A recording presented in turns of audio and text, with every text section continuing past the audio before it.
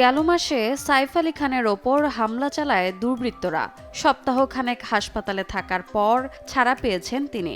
কিন্তু social media যেন কোনোভাবেই পিছু ছাড়তে নারাজ নবাব পরিবারের। গেল রাতে কারিনার এক পোস্ট থেকে পাওয়া গেল নেতিবাচক কিছু ইঙ্গিত।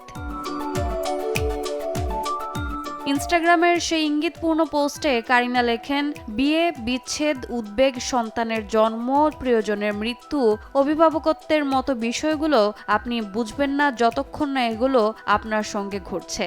এই পোস্টকে কেন্দ্র করে নেটিজেনরা ধারণা করছেন, তবে কি বিচ্ছেদের ইঙ্গিত দিলেন গীতখ্যাত এই তারকা? 2012 সালে বিয়ে করেন সাইফ কারিনা। তৈমুর, জেহ 2 সন্তানকে নিয়ে তাদের সুখের সংসার। কারিনা তার সোশ্যাল মিডিয়ায় প্রায়ই পারিবারিক মুহূর্ত ভাগ করে নেন ভক্ত ও অনুরাগীদের সাথে। এদিকে সাইফ খানিক সুস্থ হওয়ার পর এখন ব্যস্ত আছেন আসন্ন ছবি জুয়েল থিফ নিয়ে। রোজা চৌধুরী, সময় সংবাদ।